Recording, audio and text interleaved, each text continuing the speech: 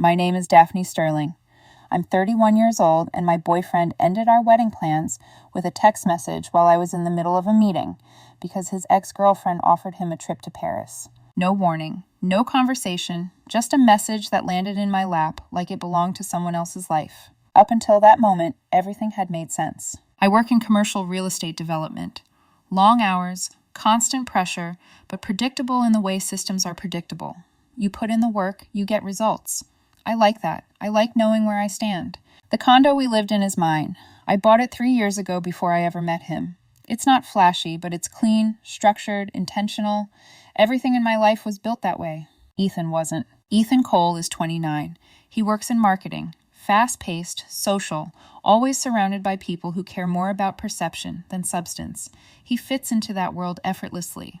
Charming when he wants to be. Engaging. The kind of man who can make a room feel lighter just by stepping into it. But if you stay long enough, you start noticing something else underneath. The jokes land a little sharper. The teasing lingers a little too long. And when something bothers him, he doesn't address it directly. He reframes it until somehow you're the problem. I used to think that was just his personality. Now I understand it was something else entirely. We'd been together for 3 years, living together for almost 1. Wedding fully planned, deposits paid, invitations already sent. Stable, not perfect, but stable. We argued about normal things, schedules, priorities. His tendency to turn small disagreements into commentary about my personality, how I was too controlled, too structured, too serious. I thought we balanced each other. Looking back, I think I was compensating for him. About 2 months before the wedding, his ex-girlfriend resurfaced. The same one he used to describe as immature, beneath him. A mistake he'd outgrown. Apparently not beneath him enough to message him again. He told me about it casually, too casually, like it was something I was supposed to find amusing. I didn't love it, but I didn't react. I trusted him. Or at least I believed I did. Over the next few weeks, things shifted. Not dramatically, subtly. He didn't hide his phone, but he angled it away. He smiled at notifications he didn't explain. When I asked who he was texting, he'd say friends in a tone that made it sound like I was already crossing a line just by asking. I told myself not to overthink it. That was my mistake. Last month, I was in a meeting with investors when my phone buzzed. I glanced down expecting something routine. Instead, I saw his name and a message that didn't belong in the middle of a workday. He said he was ending the wedding. Not postponing, not reconsidering, ending. Because he needed space to figure out his feelings after being offered a spontaneous trip to Paris by his ex. I stared at the screen for a full minute, not reacting, not moving, just trying to process the words. I reread it 3 times because my brain kept trying to correct it into something less absurd. He didn't say we needed to talk. He didn't say we should take a step back. He said he was canceling our wedding because someone else offered him a plane ticket. I called him immediately. Voicemail. I called again. Voicemail. Then another message came through. Don't blow up my phone. I'm overwhelmed. You're proving why I need space. That was Ethan. Set the fire, then complain about the smoke. I left the meeting early. Not to argue, not to beg, just to see what was actually happening. When I got home, he was sitting on the couch with his laptop open, scrolling flights, like I was the interruption. He didn't even stand up when I walked in, just looked at me like I'd entered the wrong room. Then he started talking about how he'd been carrying the relationship, how he didn't feel chosen, how I was practical, predictable, safe. He said Paris might help him clear his head. He said it lightly, like he was narrating a decision that had already been made. I let him finish. Then I asked one question. Are you going to Paris with her? He rolled his eyes. You always make everything so dramatic. He said it could just be a trip, that it didn't mean anything, that I was being insecure. And then he added something else. If you were a better partner, I wouldn't even be tempted. That was the moment everything became simple. Not painful, clear. If someone can cancel a wedding over text because their ex offers them a trip, then you're not building a future with them. You're negotiating with instability. I didn't raise my voice. I didn't argue. I just said calmly that he was free to go. But if he did, we were done. And he wouldn't be coming back to my home like nothing happened. He laughed. Actually laughed. You're not seriously kicking me out over a trip. That's when I realized he thought I was bluffing. That this was just another version of our usual pattern. Him pushing, me stabilizing. So I asked again, are you going? He didn't hesitate. Yes, probably next week. Like he was confirming a haircut. So I told him clearly, if he chose to go on a romantic trip funded by his ex 2 months before our wedding, then we were no longer together. and he needed to find somewhere else to live. I reminded him the condo is in my name. He's not on the deed. He contributes to groceries and utilities. The mortgage is mine. He smirked, said I was being transactional, that I always turn everything into logistics. Love isn't a contract, Daphne. I nodded. But housing is. He tried to pivot into something emotional, about feeling suffocated, about needing to rediscover himself, about how Paris might remind him who he is outside of me. I didn't engage. I just asked again. Are you going? He said yes, and this time he added something else. I deserve to feel wanted. He emphasized the word like I'd been withholding something from him. That was enough. I told him he had 24 hours to move out. Not out of anger, just structure. He had options. His sister lives 10 minutes away. His parents are an hour out. Friends who would happily support whatever version of himself he was chasing. He just didn't expect to need them. His expression shifted. Not regret. Annoyance. You'd really throw away 3 years over one trip? I looked at him. No, I'm responding to you throwing away a marriage for one. He called me cold. Maybe I was. But I wasn't going to compete with a plane ticket, and I wasn't going to finance the exit of my own future. The next 24 hours were not loud. That was the strangest part. If you had walked through the condo that day, you would not have found shattered glasses or screaming or the kind of wreckage people expect when something breaks. You would have found silence, the hum of the refrigerator, the muted ring of my work calls from the home office, and Ethan moving through the rooms like a man mildly inconvenienced by a hotel checkout he hadn't planned for. He did not cry. He did not apologize. He did not suddenly become honest. He rotated instead between icy silence and little comments tossed into the air like fish hooks, each one meant to catch somewhere under my skin. He said I was overreacting. He said I was proving his point about me being emotionally unavailable. He said this was why he had felt trapped, why he had needed space, why he had started wondering what else was out there. The words changed. The tone didn't. It was still that same smug detachment, that same subtle effort to make me feel like I was the unreasonable one for reacting to the thing he had done. I didn't debate him. I didn't defend myself. There was nothing to debate. While he packed, I sat at my desk and started dismantling the wedding. That sentence still sounds more dramatic than it felt in the moment. In reality, it was mundane in the most brutal way possible. Phone calls, emails, terms and conditions, hold music, refund policies, the venue first, then the caterer, then the photographer, the florist, the band. I asked what was refundable and what wasn't. I didn't say we were taking a pause. I didn't say we were working through a rough patch. I said the wedding was canceled. Each time I said it, it landed a little cleaner. Not easier, clearer. There is a strange kind of mercy in logistics. You don't have to wonder what something means when you're asking whether a deposit can be partially returned if notice is given before a certain date. You don't have to romanticize betrayal when someone on the other end of the line is politely explaining the cancellation terms for white roses and plated dinners and a dance floor that will now belong to someone else. I opened a spreadsheet and documented everything. Vendor, deposit, refund status, deadline, balance. I listed every number because numbers do not lie to spare your feelings. They simply sit there and tell you what is gone. At one point, Ethan drifted into the doorway of my office and leaned against the frame with his arms crossed. You're really doing all this right now? I looked up from the screen. Yes. You couldn't wait until we actually talked? We are talking. He gave a short laugh, but there was less confidence in it than before. No, Daphne, this. He gestured vaguely between us, toward the whole condo, the whole ruined structure of what we had been. This isn't talking. This is punishment. I turned back to the spreadsheet and typed in another refund amount before answering. No, this is follow-through. He stood there for another few seconds, maybe expecting me to soften if he kept occupying the space. When I didn't, he pushed off the frame and walked away. The next call I made was to my attorney. Not because I wanted a fight. Not because I wanted to escalate anything. I just wanted facts. The condo is in my name. There was no cohabitation agreement, no shared ownership, no joint accounts that complicated the living situation. I explained that my boyfriend had ended our wedding by text and planned to leave for Paris with his ex-girlfriend, and that I had told him he needed to move out. My attorney was quiet for a moment, then said, very evenly, that I was within my rights to ask him to leave and that if I wanted to protect myself, I should put everything in writing. Calm, factual, no emotion. Documentation is what matters when people start rewriting events later. That part stayed with me. People start rewriting events later. So I wrote an email, Short, direct, almost clinical. I stated that our engagement and relationship were terminated, that he needed to vacate the condo within 24 hours, that if any non-essential belongings remained, I would coordinate a retrieval window over the following 2 weeks. No insults, no accusations, no reference to Paris, or heartbreak, or humiliation. Just the facts. When the email notification flashed across his phone screen from where he was sitting in the bedroom, I heard the shift before I saw it. The footsteps came hard and fast this time. He appeared in my office doorway again, but there was nothing casual about him now. His face had tightened. His mouth was set in that rigid line he used when charm stopped working. "You emailed me?" he asked. "Yes." "Are you serious?"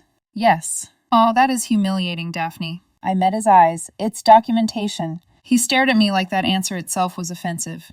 "You're acting like I cheated on you. I'm responding to what you did. I didn't technically do anything." He leaned hard on the word technically, as if it were a shield he could hold in front of every choice he had already made. And for 1 second I just looked at him, really looked at him, at the carefully offended expression, at the frustration beneath it, at the total absence of shame. "I'm not accusing you of anything physical," I said. "I'm responding to behavior. You ended our wedding by text so you could go to Paris with your ex-girlfriend. That's enough." His jaw flexed. Then almost instantly, he shifted. Not apology, superiority. A confident woman wouldn't be threatened by a flight and a hotel. There it was. That instinct to take his own disloyalty and recast it as a character test, I had failed. I almost admired the reflex. Almost. Instead, I said, "Then you should have no problem staying somewhere else." He stared at me for a beat too long, and I saw the first real fracture then. Not remorse, not grief. Just the dawning realization that the structure he relied on, his ability to destabilize a situation and then step back into it once other people calmed down, wasn't holding. He went back to packing after that, but the energy had changed. The little comments grew sharper, more tired, less certain. He made a point of slamming drawers in the bedroom, left cabinet doors open, took too long in front of the bathroom mirror, like he was waiting for me to come in and rescue the moment from its own finality. I didn't. I took work calls, reviewed contracts, signed cancellation forms. I forwarded the wedding insurance documents to myself and checked whether any portion of the non-refundable losses could be recovered under the circumstances. I canceled the honeymoon flights to Greece because they were booked under my account. I called the jeweler and confirmed the return window for the engagement ring. The woman on the phone asked gently if everything was all right, and I said, "No, but the ring is still within policy." She didn't ask anything after that. That refund covered most of what we lost. There was something almost obscene about that, how neat the financial side became once the emotional illusion was stripped away. It made me wonder how much of marriage planning is really just infrastructure. People drape romance over, so they don't have to think too hard about the math. Flowers, catering, seating charts. Beneath all of it, dates, invoices, policies, signatures, the bones of a promise. And ours had snapped so quickly, it almost embarrassed me that I'd ever thought it was solid. By evening, Ethan had packed 2 large suitcases and several tote bags. He moved through the condo with the detached irritation of someone who couldn't decide whether to be angry or insulted. He left a few shirts in the closet, his gym bag by the entryway, half a shelf of products in the bathroom. Not enough to be accidental, just enough to suggest continuity, to leave a thread behind. He thought in contingencies. I could see that now. Even as he was leaving, part of him was still planning for the version of this story where he came back. Around 10 that night, he wandered into the kitchen while I was rinsing out a glass. "You know this is crazy, right?" he said. I set the glass down. "No. All of this over one opportunity." The word made something inside me go still. Opportunity. As if our relationship had been a waiting room and Paris was his real life finally arriving to collect him. I dried my hands slowly before turning to face him. "It wasn't one opportunity, Ethan. It was a choice." He shook his head. "You always do this." "Do what?" "Turn everything into something so absolute, so black and white. Real relationships are messy. People get confused." I held his gaze, "Then be confused somewhere else." For a moment, I thought he might finally say something true. Something stripped down and ugly and honest. That he liked being wanted by 2 people at once. That he didn't know how to give up the thrill of being chosen. That part of him had enjoyed watching me stay steady while he pushed every boundary just to see how far he could go. But honesty was never really his instinct. Performance was. So instead he laughed under his breath and said, You're going to regret this. That line again. Not I regret this. Not I'm sorry. You're going to regret this. As if losing him were the tragedy here. As if I should be trembling at the idea of a future without him in it. He stepped closer, lowered his voice, and added, "Women like you don't get many chances with men like me." The silence after that was so complete I could hear the faint buzz of the recessed lighting over the kitchen island. And that was when whatever lingering tenderness I had left finally burned out. Not in an explosion. In a clean, silent line. I picked up my phone from the counter, opened the keypad app for the front door system, and changed the code while standing right in front of him. He watched me do it. Didn't say a word. Then I looked up and said very calmly, "You should finish packing." He left the kitchen without another sentence. A little after midnight, he stood by the front door with his luggage. 2 large suitcases, 1 carry-on, a leather weekender bag slung over his shoulder. If I hadn't known what the moment was, it could have passed for the beginning of any ordinary trip. That was almost the cruelest part. How betrayal can look so mundane in good lighting. He looked at me like he was waiting for a final scene. A crack in my voice, a tear, a plea. Some dramatic reversal to reassure him that he still mattered in the way he wanted to matter. I gave him none. "This is insane," he said quietly. "You know that, right?" "No," I said. "I know exactly what I'm doing." He shifted his weight, eyes flicking over my face like he was searching for softness he could still use. "When I post from Paris, you're going to understand what you lost." It was such a strange thing to say, standing there with luggage at my door, like he was pitching a luxury brand campaign instead of leaving the wreckage of our engagement behind him. I opened the door. Cool night air slid into the condo. He didn't move right away. Maybe because some part of him still believed the open door was symbolic, not literal. Maybe because he thought I would stop him if he waited long enough. I didn't. After a few seconds, he rolled 1 suitcase over the threshold, then the other. He stepped out into the hallway, turned back once, and gave me a look I knew too well by then. Half disbelief, half irritation, no real understanding. Then he said, "You're colder than I ever realized." I met his eyes and said, "No, I'm just done." And then I closed the door. The condo went quiet. Not peaceful, not yet, but quieter. I locked the door, leaned back against it for a moment, and let the silence settle across the rooms he had just emptied. His cologne still lingered faintly in the hall. A coffee mug he'd forgotten sat on the side table near the couch. One of his shoes was still under the bed, though I didn't know that until later. Small remnants. Evidence of how recently someone can still exist in your life, even after they've made themselves absent from it. I did not cry. That surprised me. I thought maybe once the door shut, my body would finally catch up to what had happened, that the shock would drop me to the floor or split me open or drag something messy and human out of me that I could no longer keep contained. Instead, I walked to my laptop and finished the vendor spreadsheet. Then I drafted a short message to our guest list. "The wedding will not be taking place. Thank you for your understanding." No explanation, no details, no invitation to speculate. Then I turned off my phone, went into the bedroom, stripped the bed, and slept on clean sheets without him for the first time in months. The next morning I woke up before my alarm. For 1 second I forgot.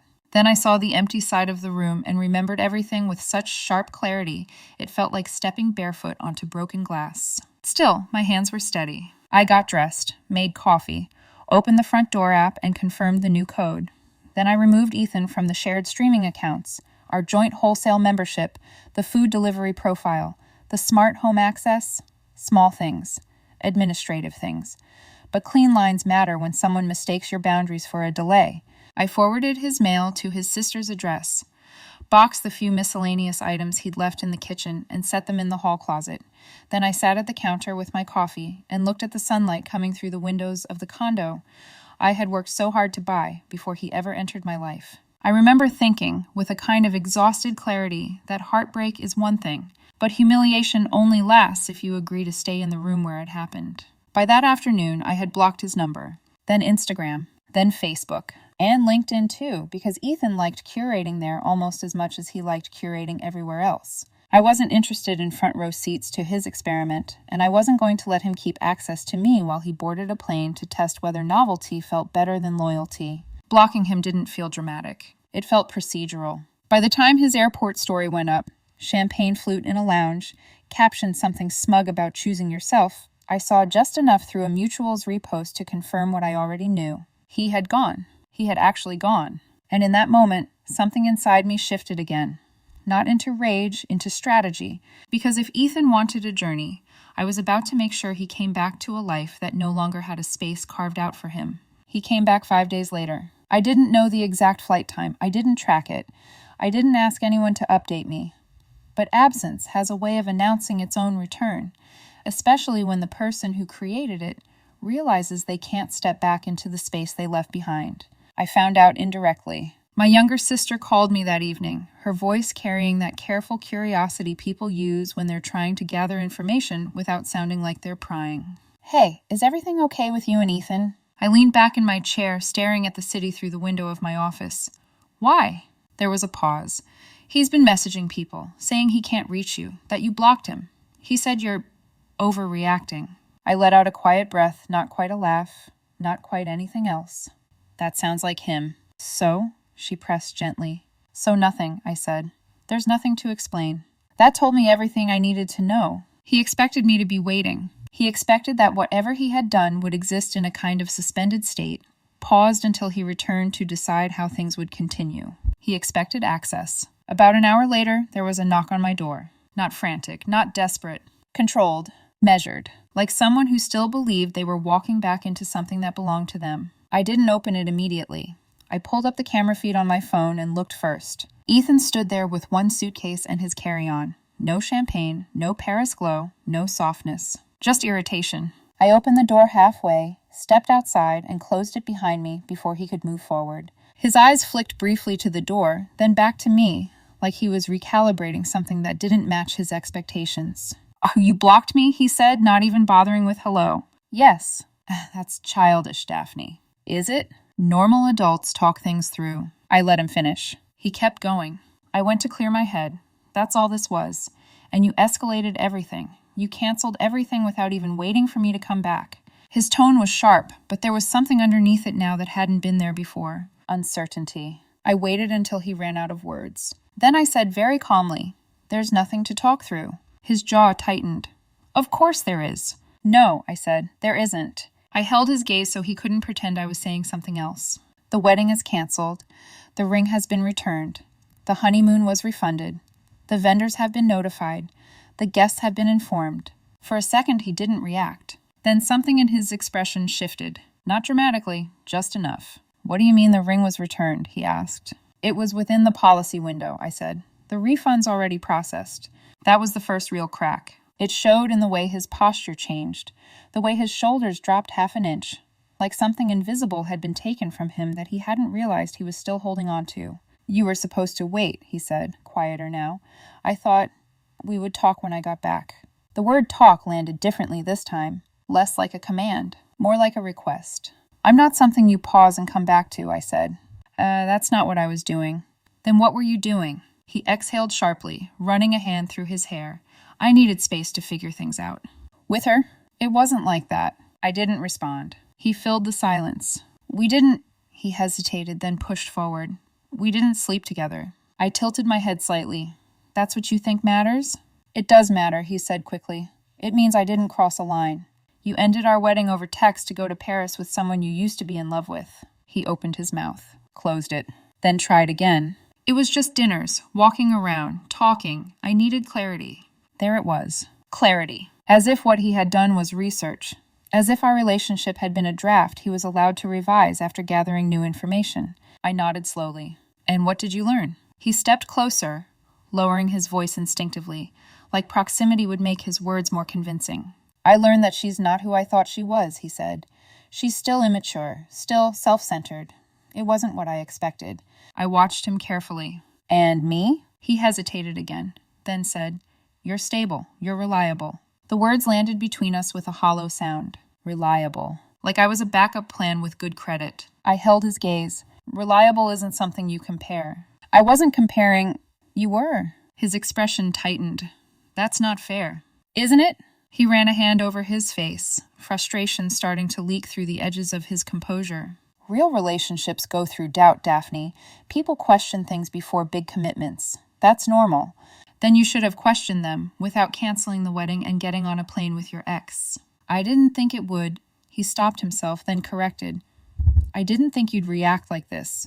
That was the truth. Not hidden, not dressed up. He didn't think there would be consequences. I felt something inside me settle even deeper into place. I'm not an option you step away from and come back to, I said. Yeah, you're not listening to me. I am. You're just not saying anything new. He looked at me like he was running out of versions of the same argument. Then he shifted. Again. The tone changed. Softened. Okay, he said. Fine, maybe I handled it badly. Maybe. I made a mistake, he continued. But that doesn't mean we throw everything away. Everything. As if he hadn't already. We can fix this, he said. We can reset. Reset. Like none of it had happened. Like Paris was a detour, not a decision. No, I said. He blinked. No? There's nothing to reset. His voice sharpened again. You're being rigid. I'm being clear. People don't just walk away from 3 years like this. People don't end weddings by text to go to Paris with their ex either. He exhaled, frustration turning into something closer to desperation now. You're acting like this is irreversible. It is. He stared at me, really stared this time. Like he was trying to find the version of me he knew. The one who would soften, who would meet him halfway, who would absorb the impact of his decisions and help stabilize the aftermath. She wasn't there. So that's it? He asked quietly. Yes. He took a step closer, lowering his voice again. No one even has to know, he said. We can fix this quietly, reschedule. Say it was timing, stress, whatever. It doesn't have to be permanent. And there it was. Not love, optics. The invitations had gone out. The story had been seen.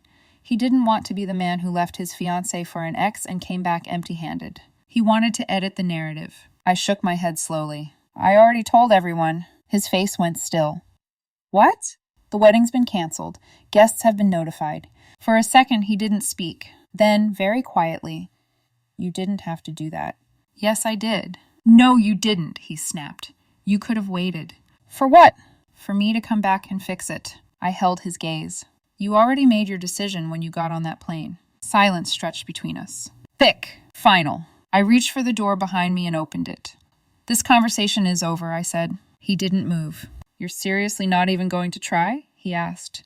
I did, I said, for 3 years. That landed, not loudly, but completely. He stood there for another second, like he might say something else. He didn't. So I stepped inside, and I closed the door. The lock clicked into place with a quiet, definitive sound. He knocked. Not aggressively. Not desperately. Just firmly. Like he still believed persistence would change the outcome. I didn't open it. After about 2 minutes, the knocking stopped. Then my phone started vibrating on the counter. Unknown number. I let it ring. Then another. Then a message from his sister. Can you please just talk to him? I didn't respond, because there was nothing left to say. The next morning I sent one email. Subject line, retrieval of personal property. 2 available time slots, clear windows, specific hours.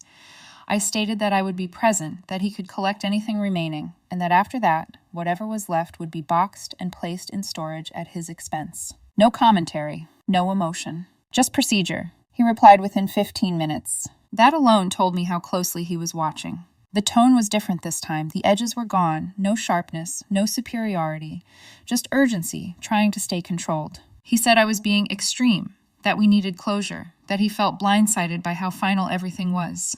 Blindsided. The word sat there on the screen long enough for me to read it twice. He ended our wedding by text. He boarded a flight with his ex-girlfriend. He came back expecting to negotiate, and he felt blindsided. I didn't respond immediately.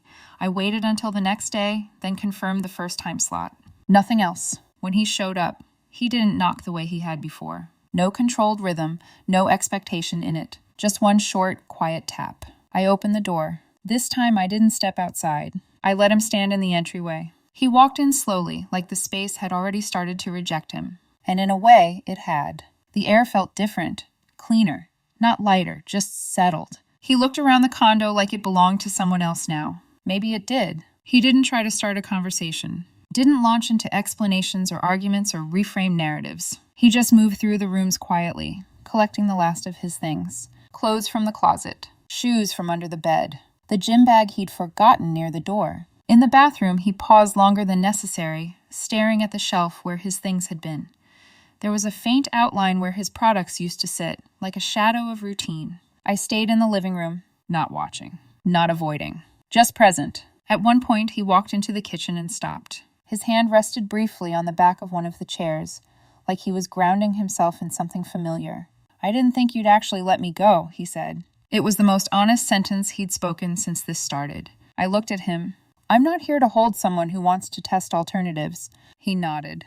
But it wasn't agreement. It was realization. A slow, uncomfortable understanding settling into place. He went back to packing. No rush. No performance. When he finished, he brought his bags to the door and stood there, not quite leaving. Waiting. Still waiting. For what? I asked quietly. He looked at me, and for a second I saw something close to what I used to believe was vulnerability. Is this really it? He asked. Yes. No hesitation. No pause. Just the truth. He held my gaze for another moment, like he was trying to memorize something he hadn't thought he would lose. Then he nodded once, picked up his bags, and walked out. This time there was no speech, no warning about regret, no prediction about what I would lose. Just silence. I closed the door behind him. And for the first time in weeks, the quiet inside the condo didn't feel tense. It felt complete. 3 weeks passed. No messages. No unexpected visits. Mutual friends stopped mentioning his name once they realized I wasn't interested in revisiting anything. Work filled the space quickly. Deadlines don't pause because your personal life collapses. And I didn't need them to. Routine came back. Not as a distraction. As structure. As something I chose, not something I hid inside. Then one afternoon, an email appeared. From him. Not long. Not dramatic. He asked if we could meet for coffee. Said he'd been thinking. That Paris wasn't what he expected. That he realized he had confused excitement with compatibility. I read it once. Closed it. 2 days later, another email. This one less polished. Less controlled. He said he made a mistake. That while they were there, his ex-girlfriend had already started pulling away. That he felt stupid.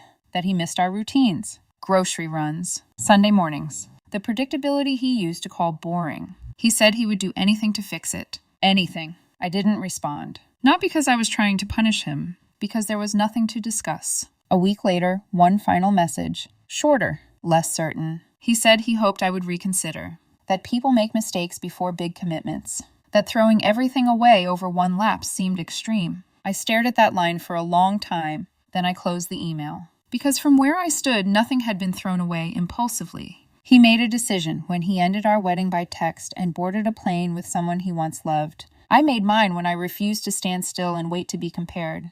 There's no anger left in me about it. No need to explain it. No need to defend it. Just a boundary that feels as solid as anything I've ever built. If someone needs to compare you to understand your value, let them finish the comparison. Without you.